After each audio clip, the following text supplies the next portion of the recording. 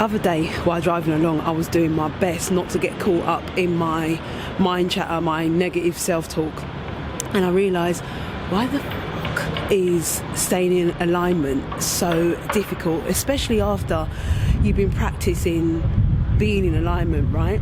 And two things came to me. And I think the first one was, it's fucking hard to keep pivoting back from a negative thought, either ignoring the thought or a negative thought into no thought, right? And second, at some moment, at some point in time, I must have been thinking those particular thoughts real hard. I must have been really graining those thoughts, that thinking into my mind. It must have really been real to me, to where I can get to a point now where I feel like they should be gone, and yet still they still exist.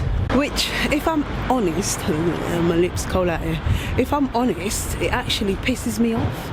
I think, one, because I really have been working so hard to have a mind that just functions, that just applies itself to what you want it to. And so, me being me, I did a little bit of research just to kind of check out what that is. And the word that I came across was ruminating. I've never heard of ruminating before, but basically it's when you have continuous, repetitive, well, that's the official name. I actually knew about relentless, repetitive thoughts. I thought I created that myself.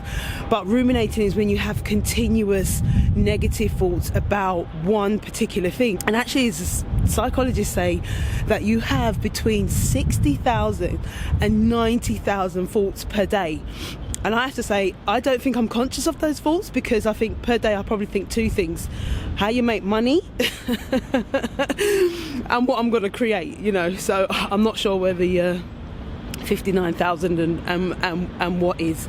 But so ruminating, it's when you have continuous, repetitive, negative thoughts about the same thing. And basically it's about perfectionism on one hand, and then on the other hand it's about trying to find a solution to whatever the problem is. Anyway, I say all of that because one of the best things for me that has worked when it comes to not only identifying the ruminating thoughts, new word,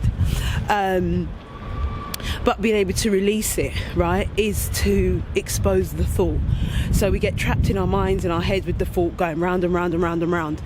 If you stop for a minute when the thought does come up and write that thought down, you're more likely to get to the bottom, not only of the thought or where it came from. You'll be able to release that thought. And that's not to say that bastard won't come back around, but it just makes it a bit easier.